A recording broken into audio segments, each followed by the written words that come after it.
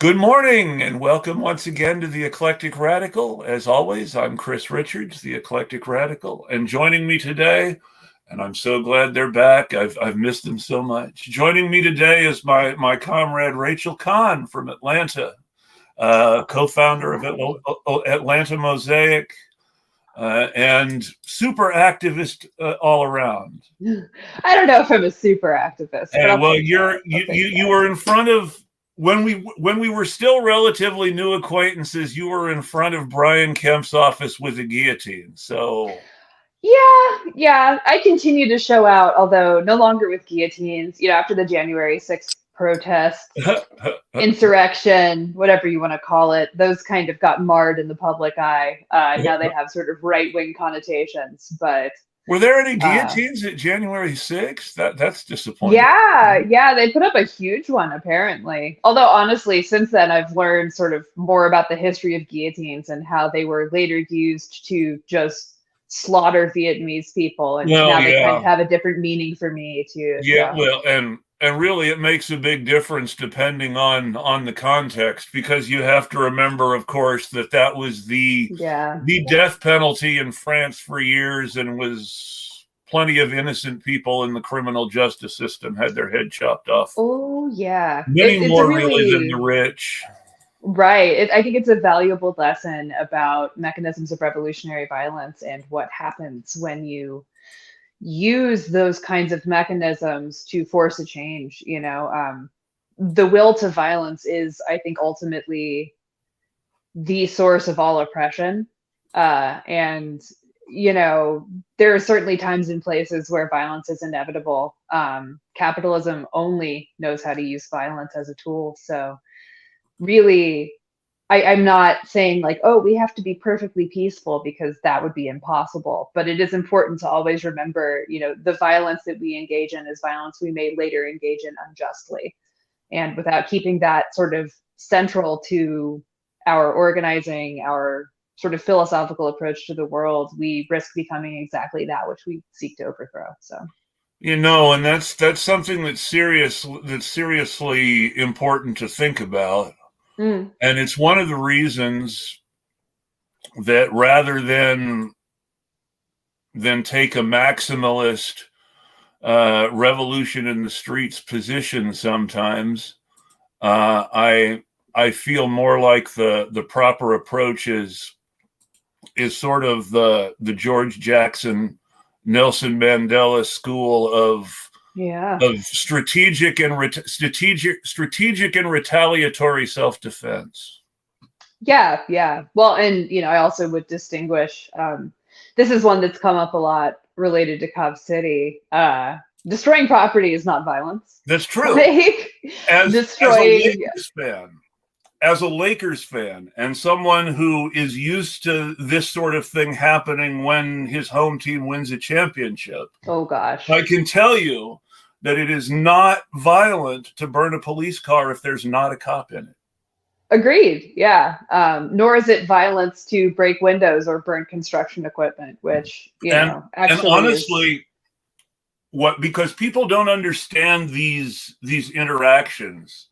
Mm. I'm not sure if they're actually on the list of corporate sponsors of Cop City or not, though it wouldn't Oh, surprise me. let's But I see. know Target is a big corporate sponsor of the Minneapolis PD. So when the Target Yeah. home store in Minneapolis gets looted during an anti-cop riot, that's not Hmm. violence. That's defunding the police. I'll take it. I'm cool with that. I know in Georgia, we have the Atlanta Police Foundation that's responsible for the push for Cop City, and their corporate backers are a lot of just Georgia companies, right? So like Chick-fil-A. Coca-Cola. Yeah, well, actually not Coca-Cola, but Chick-fil-A, Coca-Cola Delta, Foundation. Home I'm sorry. Depot. Coca-Cola Foundation, the Yeah, charitable wing of Coca-Cola. right. But that's still Coca-Cola. Right, for sure. Although I do want to call out specifically a couple that broke my heart, like Waffle House. How could Yes, you? Waffle that House. that's really Hmm. disappointing. But it is. Yeah. Right. And then another one that we'll circle back for later because it's really important to understanding the Cop City conflict is Georgia State University. And also the Atlanta Hawks, actually. So, if you want to riot after the Atlanta Hawks win or lose, go ahead. I'm down with that because they are also funding the police. And,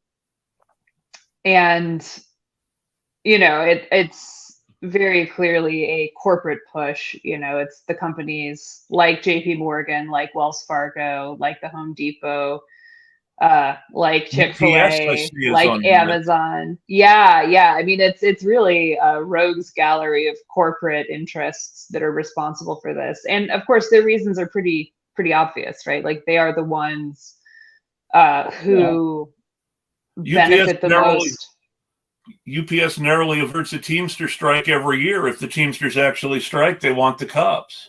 Yeah, of course. And I mean, all of these companies, I think, ultimately want the police on their side, right? Because the police serve capital. So, well, I guess so. We should probably circle back. I noticed. I'm sure we should. I have to get this last one out because I can't help it. I noticed Turner Broadcasting Systems on the list. Mm-hmm. And that just makes me remember the video of people protesting outside CNN. Yep. During 2020. Yep. And so it's and I think about that and I remember, well, Turner Broadcasting Systems owns CNN. Mm-hmm. Yeah. Well, and I mean, it's, some of it has to do with direct protection of their assets, right? Yes. Like Wells Fargo, JP Morgan, they hold a lot of banks. Anybody who's researched the Great Depression knows why banks like cops. Oh yeah, exactly. Honestly, the one that makes the least sense to me is Waffle House. Like, come on, Waffle House. You already know your employees aren't calling the cops. They can defend themselves just fine. What are you doing? So I know why they're on the list. I hate to say it. I know why they're on the list. Okay. So first, it's because Waffle House's ownership is like Walmart's ownership, that local gentry of the South.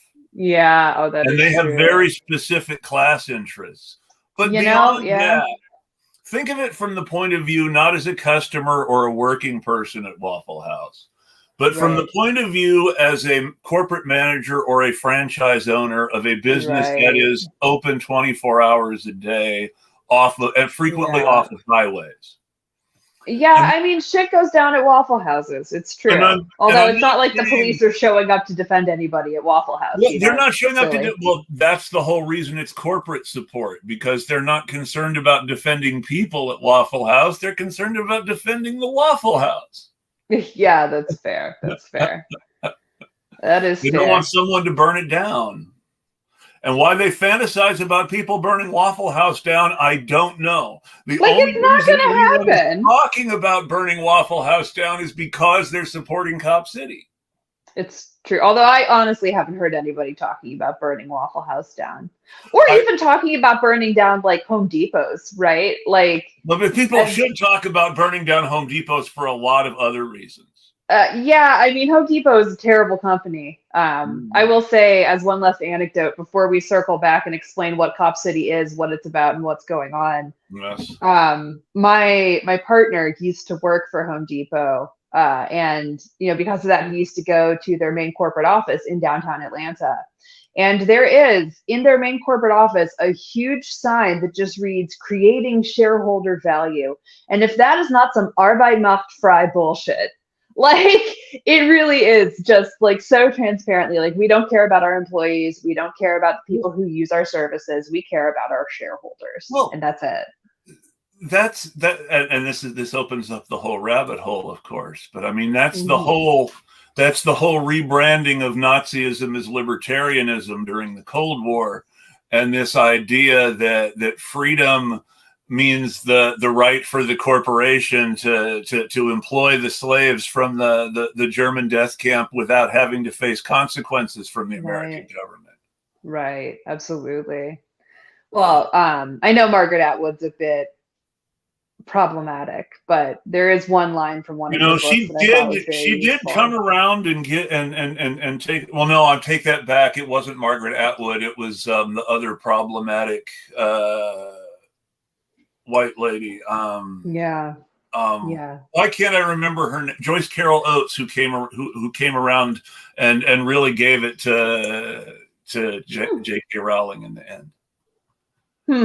Because originally Joyce Carol Oates was sort of sounding like an old and out of touch white woman, which makes sense. I mean, to be fair, You know, and then yeah. I guess someone sat down and actually spoke to her, and she's like, "Oh, I didn't realize she's a horrible person." Yeah, yeah. That's, I'm glad to see that even in our older ages, we continue to be capable of growth. The one quote I wanted to reference from Atwood is just, there's a difference between freedom to and freedom from. Yes, yes. And those two kinds of freedoms always exist in tension with each other, and that sort of freedom to oppress has been the one that has been mostly enshrined. And the question in any modern society with its modern economic and social class divisions is freedom for whom? Yeah. Because, I mean, let's be honest, the one thing that libertarianism shows us in great detail is that the freedom of the boss and the landlord are in direct competition with the freedoms of the tenant and the employee. Absolutely. Absolutely. And so when you're talking about freedom, you always have to say, okay, well, freedom of what, for whom? Mm-hmm. Absolutely. So shall we circle back? Yes, let's circle back. What is Cop City?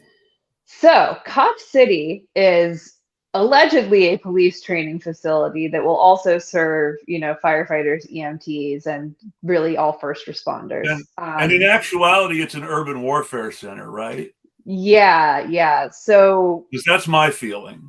It's an urban warfare center, and more importantly, it is an opportunity to profit for these companies. In particular, the location of the facilities at Weelaunee People's Park, also known as Entrenchment Creek Park. It is situated right between a bevy of police precincts, actually, including Georgia State. And I bring this up because Georgia State runs GILEE, the Georgia International Law Enforcement Exchange, which is a police training program in cooperation with a rogues gallery, including the IDF, that specifically works on urban suppression tactics, protest suppression tactics. So, the same strategies that the IDF is using against Palestinians are being taught to our police officers to use against our citizens as well. The reason that people I follow on Twitter lost eyes in 2020. Right, exactly. Multiple people lost eyes too. I know at least one personally whose orbital bone was shattered and lost vision because a rubber bullet hit him directly in the face. One of the people who really inspired me to start writing again, a journalist named Linda Tirado, lost an eye in a protest. Yeah, well, and I mean, that's the nature, right? Like, they can't kill us, but they can maim us, right? And that's kind of what they're aiming for. And if we happen to die... I live in Oregon. Trust me, they can kill us too. Oh yeah, well, and I mean, I live in Atlanta and have seen them kill us, right? But the reason they want to build Cop City is because it's going to be very profitable for them, right? They're going to make a lot of money bringing in basically cops to host cop conventions and practice killing protesters or maiming protesters. And that means money for hotels that are going to have cops staying at them while they're coming to be trained. Yes, and money for local businesses from cops who are, So, Waffle House and Chick-fil-A could make money on this because they'll be feeding people. 24-hour businesses do a lot of business with cops. Yeah. And so, the economic motivations become clearer and clearer once you start understanding what the purpose of Cop City is. The reason they are pushing for it so hard, obviously, is economic. But beyond that, there is also just sort of broadly a tangle of political power around the Georgia and Atlanta Chamber of Commerce and around the Atlanta Police Foundation, which we talked about a little bit earlier, but it's worth mentioning just independently of that the Atlanta Police Foundation is its own completely shady institution. They are getting into all kinds of dubious activities in terms of their own money-making activities. So let's go ahead and break down some right-wing stereotypes. Right, sure. Stereotype number one: unions and professional organizations are always corrupt. Okay, nothing proves it like cop unions and cop organizations. Right. Well, and it's worth mentioning that the Atlanta Police Foundation is not a union. Yeah, it true. is, theoretically a nonprofit. But that's the worst thing about police foundations and police beneficial associations. They're basically these. The only way that I can put it is completely bullshit organizations to funnel large amounts of private money into police departments. It's exactly that. I was about to say it's a vehicle for bribery, for legal bribery, yes. Right? Because they are using it to purchase, for example, real estate through their subsidiary companies that they are using to provide the police with housing, which, as I understand it, the police then just rent out and become landlords of. It's the equivalent of the pad. I mean, if you remember Serpico and the scandals of the 70s around police corruption, it is the modern way that private business pays the cops for extra protection. Sure, yeah. And so that's why they're so interested in building out. I'm sorry. No worries. I can keep talking about this while you do that, and then I'll sneak off for a second and let my dog out because he's staring at the door beautifully. So, we've established the reason they want to build it, the reason they want to build it in that location. It's particularly interesting how they obtained that land, too, because that land is not actually within the Atlanta city limits. It is right up on the Atlanta city limits border in unincorporated DeKalb County, which will become important later. So the way they obtained this land was actually with a sort of movie industry guy. They did an unprecedented legal maneuver where they swapped land with each other. So they already owned a piece of clear-cut land that was, theoretically perfect for building what they wanted to build, but it wasn't located exactly where they wanted it to be located. So they swapped that land with the movie studio and then clear-cut a forest. Of note, that forest is one of Atlanta's lungs, right? So when we talk about forests in a city, they're responsible for so many things that make a city habitable. Among them, keeping the city at a habitable temperature, keeping the city from flooding by absorbing water, and, by providing oxygen, right, that you need to breathe in a city, especially in a city with a lot of traffic like Atlanta. So removing this forest is obviously just an ecological disaster in its own right, which they've already done. They've already clear cut the forest, and fully intend to pave it, which is really what most of it's going to be. They mostly are creating city streets to practice in. So they literally, paved paradise, right? Like they had this beautiful untarnished forest in the middle of Atlanta that was providing all of this, habitat for local animals, for endangered species, and replaced it with more roads, but pretend roads, not for driving, for practicing car chases that they're not even supposed to be doing, right? And, they were very shady about announcing it in the first place. Back in like 2020, when they sealed the deal, it was really kept under wraps. And it was only because of some very dedicated activists and organizers that anybody even became aware that this was planned. However, once we became aware of it, obviously we jumped into action. Our initial reaction to this is just, no, what? And so, we've been the entire time pursuing really every avenue as forest defenders. And, forest defenders, I want to take a step back and say they've categorized us as a terrorist group. We are not. What is not wrong with this? Nothing. Everything is wrong with this. There is no angle from which this makes sense or seems fair or is following their own rules. Right? It's pretty ridiculous. And so, you know, just in time to put that comment up. Sorry. Right. No, I'm right there with you. And, you know, the entire way, the police have kind of been rewriting their rules, rewriting the laws, playing fast and loose to get what they want out of the situation, as police do. And, you know, so it started out with, you know, just the community coming together and trying to put pressure on Atlanta City Council not to, you know, pass the legislation. I guess it's not legislation, pass the ordinance.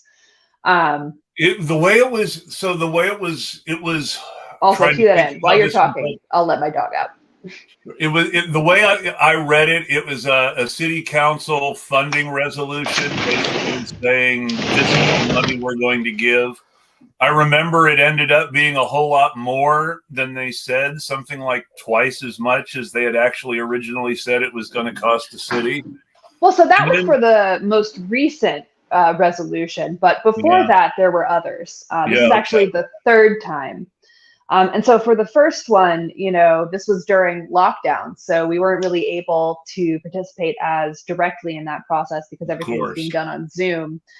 And I remember for the first one, they did, you know, a line, a community comment line, and they got something like 17 hours of objections to this, which they, of course, said, well, yeah, but those aren't really people from Atlanta. You know, those aren't people who, you know, have a vested interest here, which, of course, is ridiculous. The entire planet has a vested interest in this. You know, this is at the forefront of the struggle between capitalism and climate change, right? Like, and it's also at the forefront of the struggle between police brutality and the people's freedom. And as much as the Democrats might not like us to raise attention to this in a blue city, it's the forefront of the fight between fascism and democracy. Absolutely, absolutely. And so that was back in like 2020, and they of course passed that resolution in spite of 17 hours of public comment to the contrary, 10-4. It was passed as is because the people in office know who feeds them, and it's not actually the people who vote, it's the corporations who donate. And so they passed it. Everyone was really disappointed, but the fight did not stop. It was at that point that anarchists, especially indigenous anarchists, really started leading the push to occupy Weelaunee People's Park. And so Weelaunee is the river, to clarify. That's something I know people are kind of unclear on. The reason we call it Weelaunee People's Park is because it is the location of the Weelaunee River on Creek land. So I helped after that organize a summit for returning Creek people who were interested in repatriating, coming back and reclaiming the land as part of a land back movement. And that was really the core of the organizers there, was indigenous people who were coming back and trying to protect their forest, including Portuguesa. And so while this was all happening, you know, they were physically occupying the forest. Yes. And at this point, the NGOs, non-government organizations, the sort of more corporate arm of the left was kind of checked out because they are not interested in doing direct action, right? They're electoral organizing. And those organizers, the anarchist organizers on the ground, put their bodies and lives on the line, trying to physically protect the forest. And while that was happening, there were, of course, other electoralist and legalist organizers who were trying to petition the government to prevent this from happening, because from the beginning, it's been very shady and questionable in its legality, right? And so in spite of things like court orders, ordering them to stop building, to stop razing the forest, the police showed up themselves with chainsaws to cut trees down, like literally cops with chainsaws cutting trees down, just really out of spite, in defiance of a court order, in front of the sign saying there was a stop work order.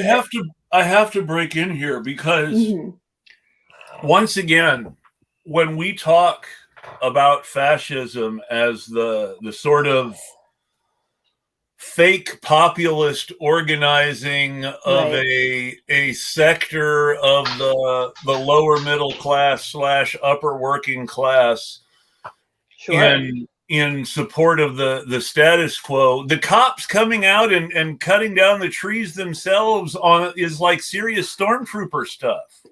It really is. It really is. Especially in as much as the stormtroopers allegedly are the best trained in the galaxy and have no aim, right? You see, now I was thinking less about Star Wars stormtroopers and more about 1930s Germany, but same difference. You know, same concepts. Yeah, same general levels of competency too. So obviously, you know, the police were inflaming the tensions. They kept coming in and destroying the occupiers, the forest occupiers and forest defenders' physical amenities, right? So they were building things like composting toilets that they would tear down. You know, they were cleaning the forest around them and tending to the forest, and the police were, you know, of course, destroying all of that as well, destroying their medical supplies, destroying their water, you know, really doing everything they could to make it uninhabitable for them, in spite of the fact that this is, you know, First Amendment protected speech, right? And this ultimately culminated early in the year with the police raiding the forest with the Georgia State Patrol, who are the only patrol officers who are not required to wear body cams, and killing Tortuguita. Yes. You know, the police say Tortuguita fired first. I saw the picture of the gun on the ground. It didn't look like it had been fired. It looked like it was still, you know, untouched. So, I mean, so what? Let's say the cops even if they had, right? Even if they hadn't lied, but they did lie, and I think that's important because the police lied. We also have lie, but yes. But even if the cops are telling the truth, even if armed they were people who have no jurisdiction there except for the because let's remember, only the state. You said this is unincorporated DeKalb County, so I mean. You have who exactly is doing this? Is it the right? Well, and Georgia State Patrol's jurisdiction is the roads. Yeah, because they're like the highway patrol in California or the state cops in Oregon. Yes, exactly. They are road cops that somehow ended up in the forest mysteriously without body cams on, right? But they actually also found from Tortuguita's autopsy that most likely Tortuguita was sitting with their hands in the air. Mm-hmm. Which, you know, obviously is just an assassination. They killed Tort because, according to the audio we have, one of the police officers shot one of the police officers. As a fun fact, one of the first medical examiner's testimonies that a victim of police violence could not have been doing what the cop said he was doing was that at the trial of Wyatt Earp and his brothers for the murder of Billy Clanton and the McClowry brothers, both sides tried to heavily use autopsy evidence, with the defense trying to say that the autopsy proved they had their hands in their air and were opening their coats to show they were unarmed, and the prosecution trying to say that the autopsy proved that they were holding guns and had entry wounds like they were reaching for weapons. And so both sides tried to present the forensic evidence as saying completely the opposite thing. For sure. And forensic evidence is faulty, right? Yes. Like, it's speculation. It is inherently speculative. And a whole bunch of it, and a whole bunch of things like DNA evidence that were believed to be so ironclad have turned out to actually be totally unreliable. Yeah. Well, and, you know, I think it speaks to sort of larger questions of justice and really remediation, you know, and what those things need to look like in light of uncertainty. But that's a separate conversation that, you know, we may or may not have time for. Going back to the story of Cop City, you know, obviously after the police murdered Tort, there was a huge community outcry because the entire reason the police have come down so violently about Cop City is because of the 2020 anti-brutality protests and the uprising, and this tension between the people and the police, and the interests of the people and the interests of the police, right? And so, you know, at this point, the community was reactivated, which really could not be worse, because if they hadn't killed Tort, they probably could have gotten away with it. Really, if they had not done what police do, which is use unrestrained violence inappropriately and unilaterally, there's a good chance that the people would not have continued fighting against this. However, the police did what the police always do, and it really re-energized the people of Atlanta. So there were 2 other city council votes after that point. The first one was met with, I think, 7 hours of community objection to it. And then the more recent one that I am calling our slumber party at City Hall was met with another, I think, 14 or 15 hours of objections. And every single time, City Council just ignored the people, ignored the voices of the people speaking to them. You know, people tearfully describing their experiences of police brutality, people tearfully describing their attachment to the land, people expressing their deep concern about the ecological health of our city, you know, for 17, for 7, for 14 hours, nonstop, basically. You know, hundreds and hundreds of people, the vast majority of whom live in or in the immediate area around Atlanta. And they were all dismissed as outside agitators. Outside agitators, Twitter activists was another one, which is its own sort of punchline, because no way, right? Absolutely not. This is a community issue, and the community is vastly if they were just Twitter activists, you wouldn't have to physically shoot them because they would be on Twitter. Right, exactly. They wouldn't be showing up to city council, right? And yet, here we are.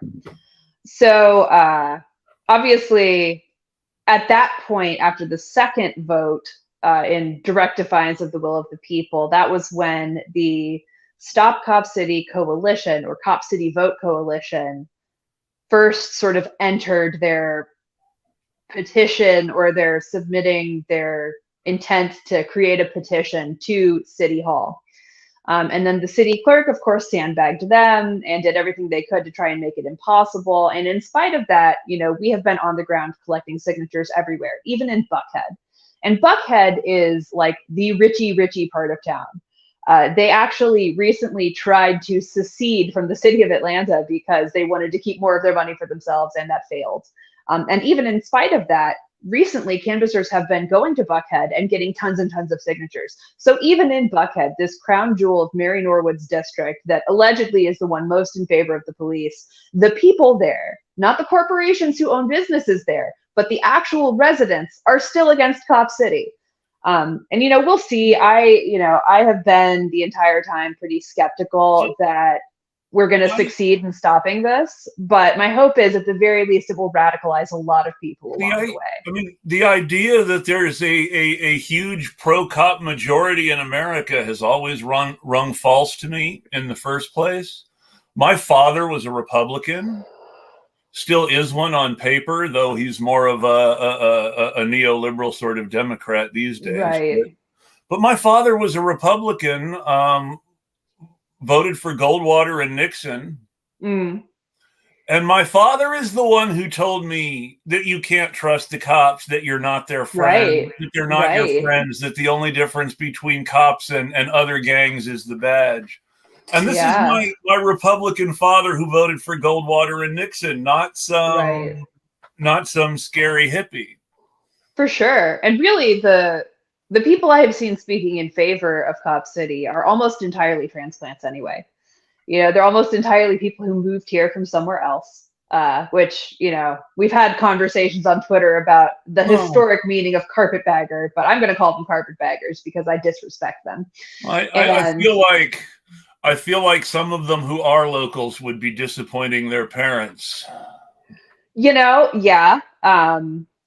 And I mean, it's, you know, Georgia is not unique in this capacity, but it is definitely intensely representative of this. You know, we have I specifically remember a police union helping a deceased Democratic candidate call a Cop City's supporter's father a drug addict in a congressional election. Yeah, it is exactly like that. And also in Georgia, you know, we have an entrenched we have an entrenched oligarchy that has been here since Oglethorpe founded Savannah, right?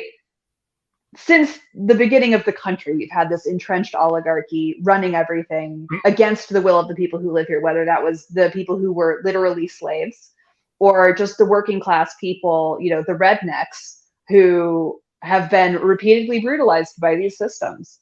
So it really is exactly a microcosm of all of these larger struggles that our country has faced since its inception.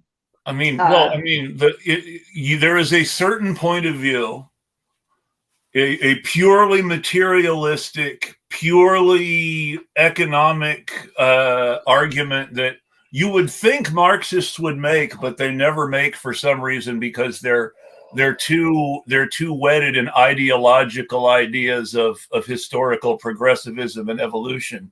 But right. There is a really good argument that the American Revolution was a massive real estate scam to keep the ruling class in power by preventing the public offering of cheap land to colonists, which the big landowners were worried would come any day. Yeah, well, and I mean, it kind of ended up being true, right? Yes. So I think that's probably a useful material analysis. I think it's probably a more useful analysis than any of the ideological ones offered by the founding fathers. And I just, because the whole, there's a book, and I haven't read this one. I know of it because of a book about a military figure from the Revolution who was a spy for the Spanish. But there's a book called Surveying America, which is about the surveying of the first few territories to become states west of the original 13 colonies and how that happened. And there was, it was basically it ended up being massive handouts to real estate speculators in order to keep the same class of people owning all the newly open land in the South and West who already owned the existing land in the South and North and East. Right. Some things never change, right? Weird stuff where people were paying off the army to interfere with the surveyors because they wanted the borders to be drawn a certain way, and they didn't want the surveyors to do it differently. Right. Well, and you see similar things even now with pressure on tax assessors, right? Like it's still the same systems with slightly different names, right? So bringing it back around to sort of the cop and state mechanisms that they're using to try and force this through. They've also been trying to really restrict, and recently lost a court case restricting who was allowed to even get those petitions. So the rules for the petition are themselves pretty draconian and absurd. In order to have a petition sheet be valid, you have to have it witnessed by an Atlanta resident who was registered to vote in October of 2021 for that previous election, for the last election for mayor, right? And so we've had to ask people like, were you registered to vote for mayor in the last election? And if not, you're not allowed to witness this, right? It also has to physically happen inside Atlanta city limits, which is ridiculous because the forest that they raised is not inside Atlanta city limits. So you could not go get signatures at the site of the planned Cop City facilities and have those signatures count, which is just, it's absurd, right? And, the argument the city is making is, well, this is only a concern of Atlanta city residents, which is, again, it's absurd, right? That means the people who this is happening to in their immediate community have no vote. They have no say. Because they bought land outside of Atlanta city limits or traded land outside of city limits for these purposes. And it is just, it's so transparent. It's so obscene, This is only a concern to residents of Atlanta, is like saying straight out that the people who might actually be there where it's being built don't matter. Right. And, obviously it is being built in a majority Black community, as such things always are. You always get the police stuff near the people you want to control. That's the point. Right, right. And terrorize, right? Like they're going to Yeah. be hearing gunfire. Well, They're going yeah. to be hearing helicopters. They say they're not going to do helicopters. I don't believe them, right? Well, Anytime somebody tells you explicitly a list of things they're not going to do if you let then them have this, why that's was a list of things they're going to do. why was the landing pad for Black Hawk helicopters there if they're in their list of expenses if they're not Yes, going to do yes, helicopters? I mean, yes, if you're right. not Well, going to and do helicopters, you don't need a landing pad for them. right, right. Also, So, I want to say, for anybody who doesn't understand what a Black Hawk is, a Black Hawk helicopter is a helicopter designed for the Vietnam War, the purpose of right, which was to get soldiers into or out of combat quickly. So if you right, needed to get somebody reinforcements where they were being attacked, you flew them there in a Black Hawk. If you needed right, to pull someone out of a firefight, you flew in with a Black Hawk to pull them out. right. It is specifically designed to come in and support and extract or land troops on the ground. Right. There isn't a peaceful use. No, absolutely none, right? This is not a medevac, right? Like this is specifically a weapon of war that they are repurposing to subdue, suppress, and brutalize American citizens who are exercising their free speech rights. In addition to that, I also wanted to just kind of pull over and point out, just the absurdity to the extent of the lies, right? They're saying like, oh, we aren't going to use this to rent it out to other people. Well, Jilly says otherwise. It's only going to cost $30 million. Well, actually, it's going to be $70 million, and it's just over and over and over again. And that's only the city money. That does not count all the private money already donated by the foundation and its donors. Right. Well, and really the foundation is the one who stands to make the most money, which is what I'm going to once again point out. It is a private corporation that is developing this land to practice urban warfare tactics that will be used against citizens. This is a private corporation, private corporate interests. The president to profit on this. The chairman of the board is the president and CEO of a real estate development company.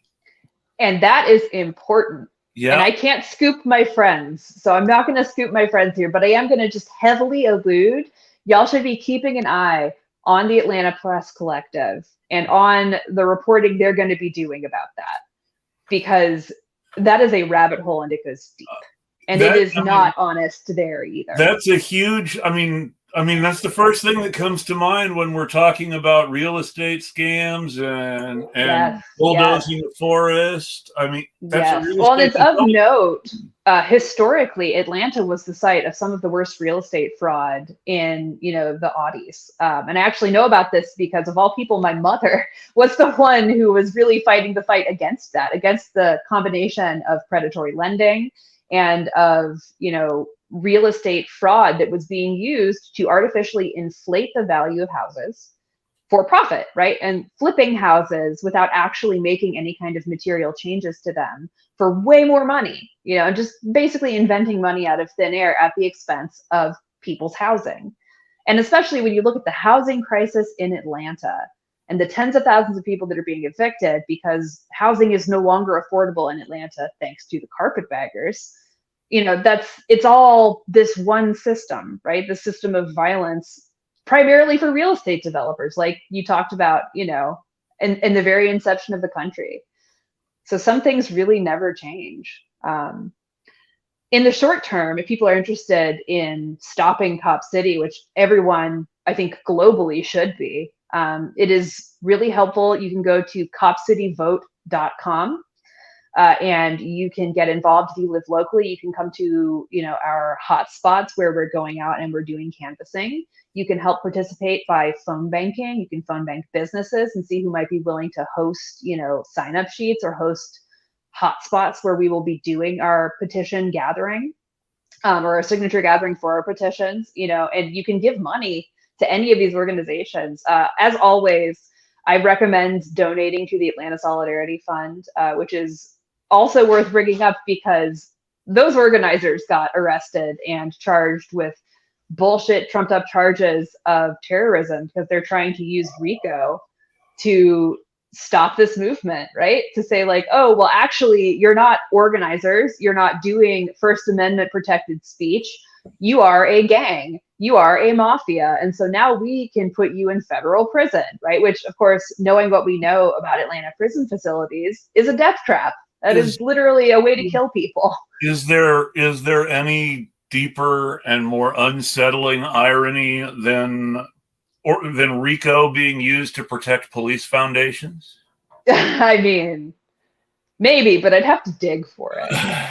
It's at the top of the pile. I mean, police foundations, police unions, police departments. I mean, those are at the top of my list of corrupt organizations. Absolutely. And I mean, it's the whole thing is grotesque. Another throwback to the 80s. There was a former police chief of San Jose, California, named Joseph McNamara, a nice, respectable white Republican,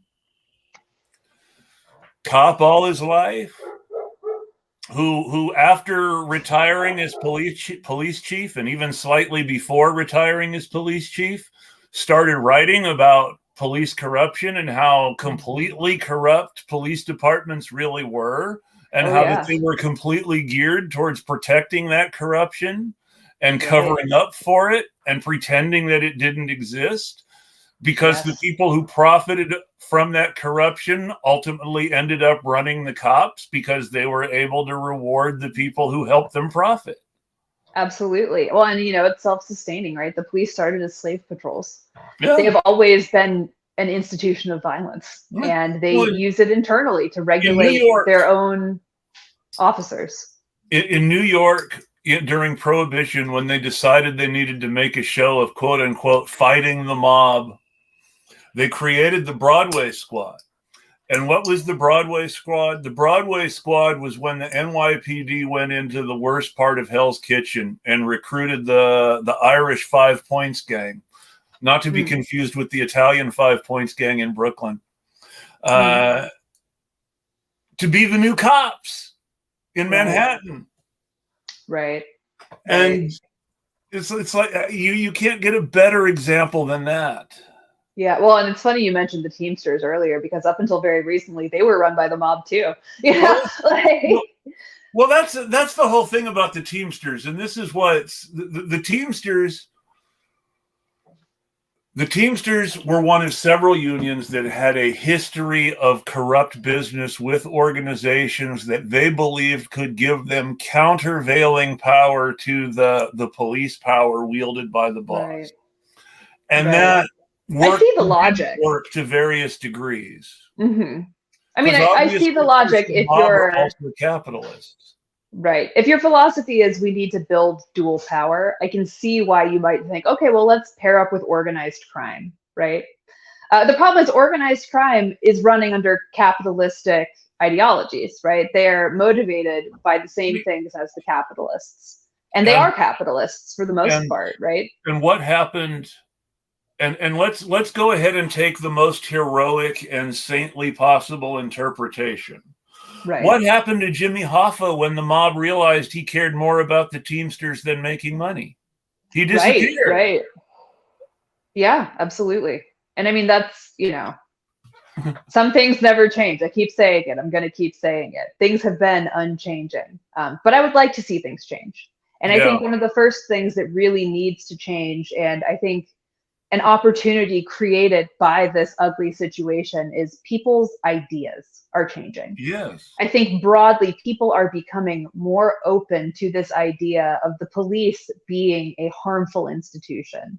A lot of people, when you start talking about defunding the police, still get nervous. But I really want to emphasize, defunding the police means refunding communities, right? We could take that $60 million and put it towards housing. Right? We could take that money and we could solve a lot of the problems we're facing by using money in a different way. And the reason we're not is because it doesn't benefit the people who own the properties themselves. It doesn't benefit the landlords. And they are the ones who are most benefiting from the police. They're the ones who are most benefiting from the housing crisis. And they are really the ones who are funding this as well. You know, all of these institutions that are providing money to the Atlanta Police Foundation have in common an interest in real estate and in their properties. With the exception of, like, to an extent, Chick-fil-A. And Chick-fil-A is really just because it is, you know, a right-wing institution. It just is. You know, so they support the police ideologically as much as they do materially. And well, I'm just going over this list of donor organizations because since it was shared, I have to take a look. And I've just casually noticed that Georgia Pacific is owned by Koch Industries. Yeah, like the Koch brothers, who are directly responsible for. Now. Well, yeah, fair. The Koch brother and historic brother. Yeah. Who are directly responsible for everything that's wrong with our court system right now, with our judges, with our Supreme Court. That was absolutely a Koch Industries effort that succeeded. And they spent 30, 40 years building that system.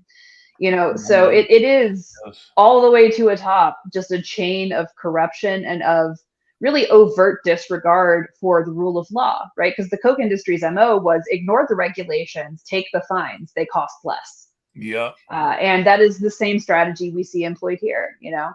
So if we really want to push back, this is the place to push back for everybody, you know, around the entire country. This affects everybody. And I would really, if I have a single goal here, it's just to get more people involved around the country, you know, spread the word, make sure that the people around you understand what's actually happening here. You know, not just what the sort of propagandists are selling, although now they're starting to lose the propaganda war, which is great. But, you know, the reality of the situation, the real motivations, the real power at play, the real money that's changing hands, you know, and really to think hard about the role of police in this ecosystem. Because ultimately we need police abolition. Yes. You know, and I did want to say earlier, you were talking before we went on the air about how we both want Trump to end up in jail.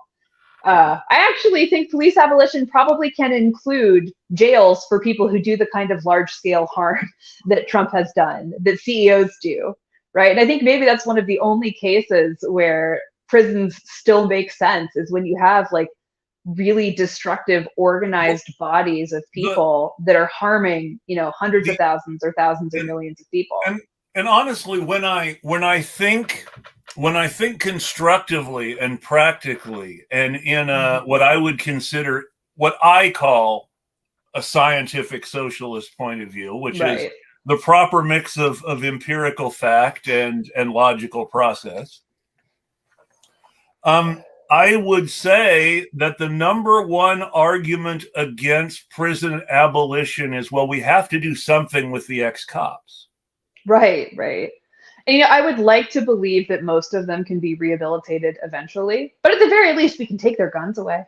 You know, at the very least, we can take away their license to kill, you know, and treat them like regular citizens who are accountable to the harm that they cause.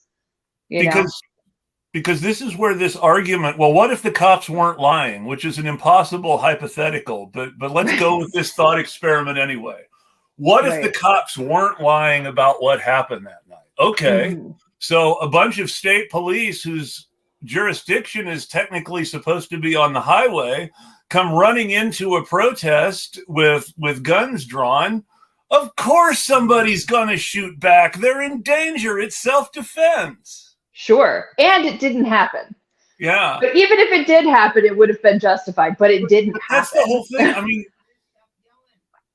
one of the most fundamental things that always pops into my head is if we really invoked these right-wing definitions of self-defense consistently, then they would apply to people who shoot at cops because they're afraid the cops might kill them.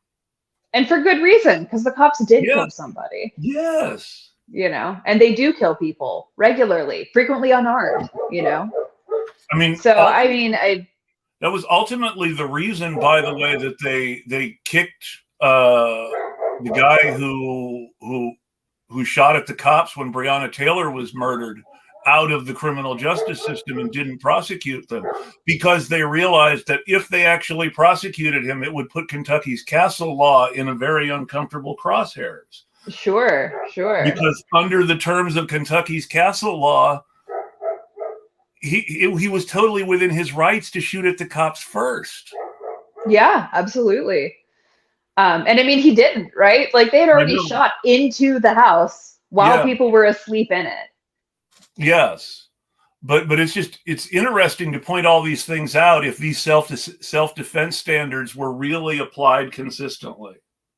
But yeah, I mean, that's, I don't know. I think this whole situation is a perfect microcosm. Right? It's a perfect microcosm of what the police actually do and why we don't. It shows the absurdity of the whole American attitude towards self-defense and how our society views self-defense. Absolutely. And because when you're talking about the right to self-defense in America, it again becomes a question, okay, freedom of what, for whom? Right. And so I will also circle back and say, I do not think the legal recourse we have is going to be effective.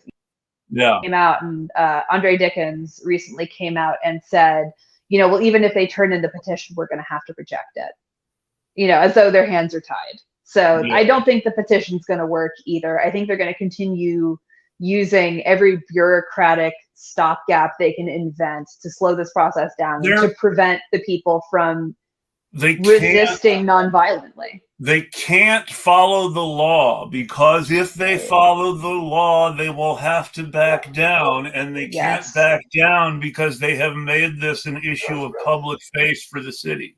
Absolutely. And so to that end, I expect the future of Cobb City will depend on the Atlanta citizenship's will to principled disobedience and direct action, right? And obviously, I myself am not in a position to throw Molotovs at construction equipment, but I would expect to see that happen because I think it is going to be the only option they're left with. And, we've actually seen protesters and forest defenders going after the companies that are, building this shrine to capitalism and shrine to police violence, and successfully stopping them, getting them to pull out and refuse to continue work on the project. And I really do think ultimately that is going to be what works, right? This project will happen or not happen, depending on whether it's going to cost them more money than they expect it to. I saw that a couple of corporate entities had been shamed into pulling out of pulling their names off the Cop City sponsor list. Yes. Yeah, absolutely. I mean, there have been a lot of organized campaigns specifically targeting those corporations as well. As there should be. There should be. So, I want to, as we're sort of winding down here, leave people with the warning that they should expect to see more property being destroyed, and they should celebrate it. Yes. They should be glad this is happening, and they should support the people who are doing the direct action, who are putting their bodies and their physical safety and their lives on the line to stop this from happening. Because the only way this is going to stop is if it becomes more expensive to build it than they expect a profit on it. And that's really where we should be putting pressure. When you see the meme on Twitter, put your bodies on the gears, this is what we're talking about. This is what needs to be done. Absolutely. And, I would prefer that we were able to do this, peaceably and without destruction of property, but they're not going to let that happen. They are going to use violence to force this through, and it will have to be met with physical acts of resistance. And people will have to be prepared to defend themselves by any means necessary. Yes. And also, my request out into sort of the ether to your audience and to anybody who watches this later and to anybody who, you talk to about this later, if you are in the audience, is to really make sure that everybody understands that principled disobedience is justified, even when it involves destruction of property. That kind of destruction is going to be happening because the Atlanta City Council abdicated their responsibility to represent their constituents. And because not only did they abdicate that responsibility, but they actively took the side of the oppressor and forced this through against popular will. And, as much as right wingers love to quote Hobbes and say life is ugly and brutish and short, and the state of nature is violent, and we need the social contract, they seem to always forget that the sovereign's power comes from the will of the governed, and that it is impossible to rule against the will of the governed. Well, and this is what happens. Even my favorite example in all of history, even though obviously, we can argue all we want about the religious language here in a country that's way too religious. For sure. In a way, but my favorite concept is the Chinese idea of the mandate of heaven. Right. If the government is doing a good job and taking care of the people, the government is legitimate. If the people are fucked, then fuck the government. Absolutely. Absolutely. Every single one of these structures is people doing things. Capitalism exists because every day billions of people wake up and do capitalism. And the trick to ending capitalism is convincing billions of people to stop waking up and doing capitalism. And one of the best ways to do that is to attack capital. And what are you doing when you attack capital? You are destroying property. Basically, yeah. And that's the gentle version, right? Yes. I would prefer not to see this become a destruction of lives. I am a pacifist within reason. I don't think we can avoid violence. I think violence is inevitable and we will have to defend ourselves accordingly and should be prepared. But I would prefer every single time for a non-violent solution. And my hope is if we can create enough pressure with our billions of people who are doing capitalism every day, then we can just stop it. I was raised in a Christian peace church. My mother is from a Mennonite family from Pennsylvania. My father joined the church when he married my mother. We're West Coast modern Mennonites and not living on a farm somewhere, but still, right. I grew up in a very, very pacifist environment. The reason I got into comic books, this is still one of my favorite stories, is one of the first picture books that my mom got me was this big collection of Incredible Hulk comics. And the reason she liked the Incredible Hulk is because, well, the military were kind of the bad guys. Yeah, for sure. And that fit with her idea. And the way that, the military was always hounding the Hulk sort of fit with her ideas of pacifism and like violence always having bad consequences. Yeah. Violence begets violence every time. I also want to just take a second and give some acknowledgement to our local Mennonite and Quaker churches, because they have really been steadfast allies. And they have done a lot to provide physical locations for organizers to meet, to gather petitions, to coordinate with each other. I went to a really beautiful Shabbat service that was on a Mennonite farm/church. They're kind of one and the same because they're Mennonites. And it was beautiful. It was really wonderful. This was during the last week of action. And, just being in those spaces, being in City Hall during the slumber party, being with people who are gathering petitions, it really is so affirming. So if you're in the Atlanta area, please just start coming to things with the exception of camping out in the forest itself, these events are safe, and they are filled with really wonderful, really friendly people, all of whom have this shared vision of peace. Which is really what we're all fighting for in the police abolition movement. We are fighting for a world where peace is possible, where housing is secure, where education is free, where food and healthcare are readily available to everyone, and where we all have enough free time to dream and build something bigger and better and cooler. Where our society is peaceful because our society is just. Yes, absolutely. And to that end, I don't think there's any better goal, than creating a society where everyone is safe enough to be peaceful. Exactly. And and if people are safe, they will be peaceful. I mean, people Yes. aren't naturally violent. People become violent because they feel threatened. Yes, absolutely. And I mean, there are, of course, the very rare exceptions, the Donald Trumps, who will use violence because they enjoy it, right? But Of that's course. not, but that's, again, that's the exception. That's the kind of person who is so rare that I actually think we can deal with them on a case by case That basis. is, that is the kind of person created by and necessary to the system. If you are Yes, absolutely. to actually embrace new ideas and create the kind of culture that you want and spread that culture widely enough that people embrace it in as the alternative to what we've got now, Mm-hmm.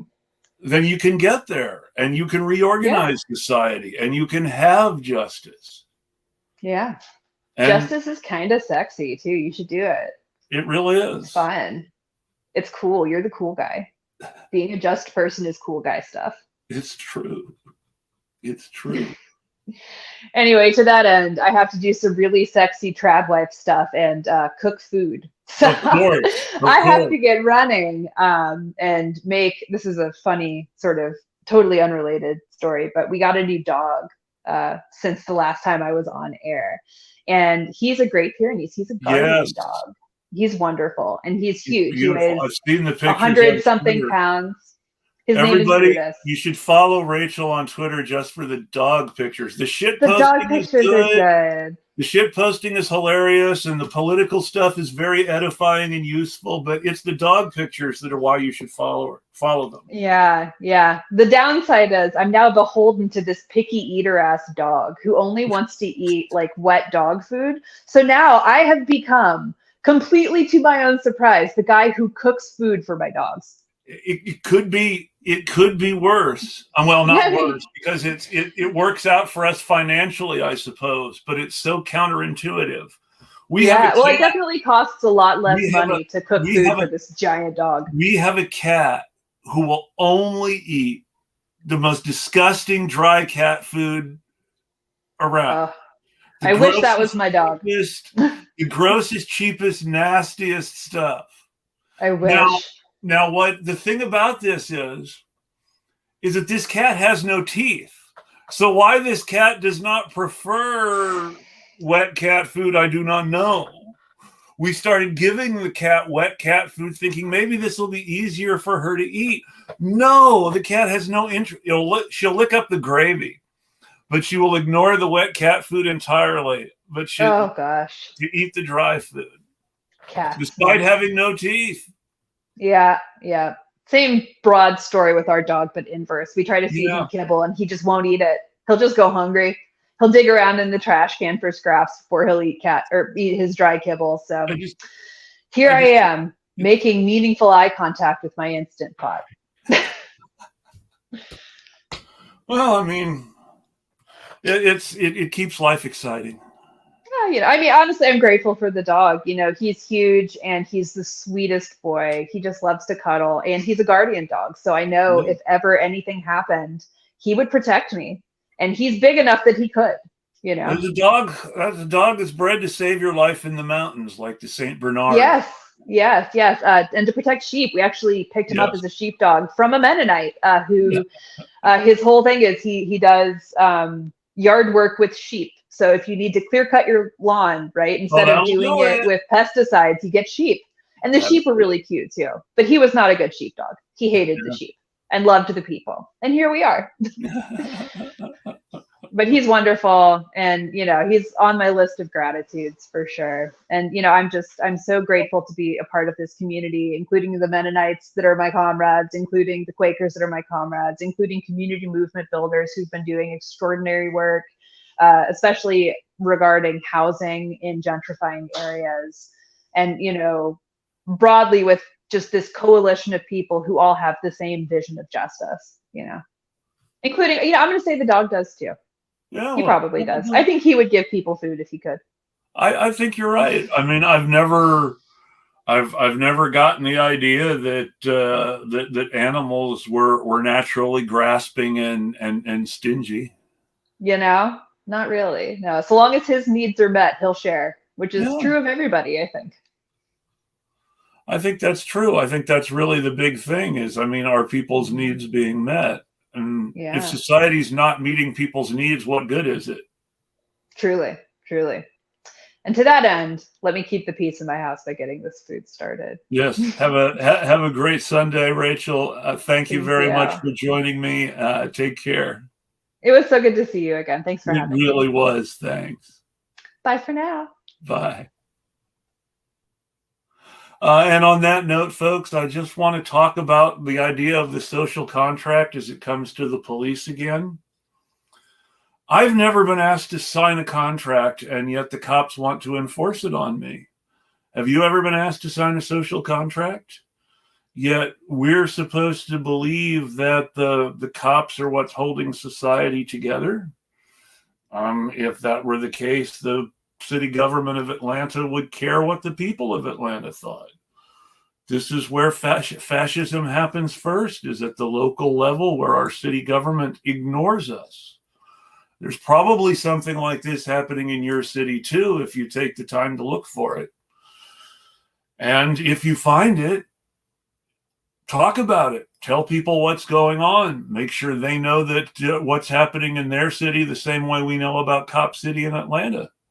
And let's go from there. I'll see you next week. And until then, I'll tweet at you.